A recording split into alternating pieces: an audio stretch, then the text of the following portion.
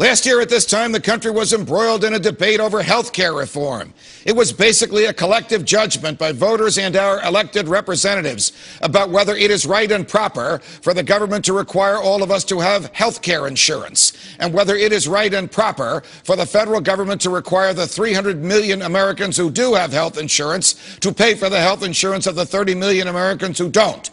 Those who believe with me that the Constitution means what it says. Those who believe with me that there are areas of human behavior immune from government regulation. And those who believe with me that the federal government may only lawfully do what the Constitution authorizes it to do.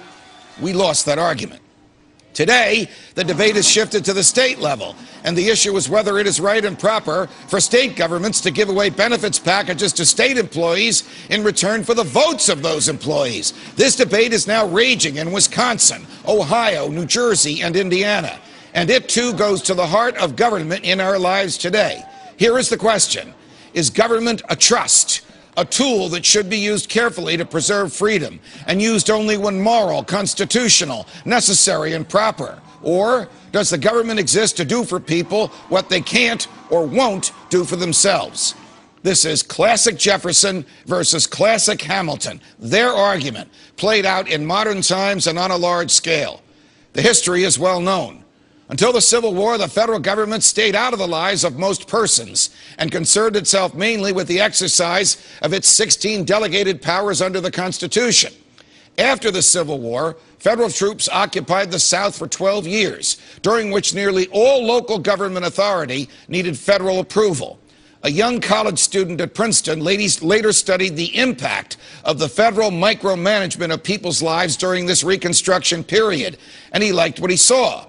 He grew up to become president, and he ushered in the progressive era, which brought us government ownership of schools, the personal income tax, the Federal Reserve, the emasculation of the states as sovereign entities and laboratories of freedom, government-financed birth control, prohibition, segregation of the military and the federal workforce, Jim Crow laws, and the horrific treatment of blacks.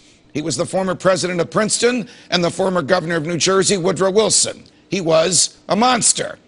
A disciple of his was FDR, who outlawed ownership of gold, raised marginal tax rates to 90%, and brought us Social Security. And a disciple of his was LBJ, who brought us Medicare and Medicaid. And a disciple of theirs was George W. Bush, who federalized education and gave us TARP and wars paid for on a credit card. And not to be undone, a disciple of all of theirs, President Obama.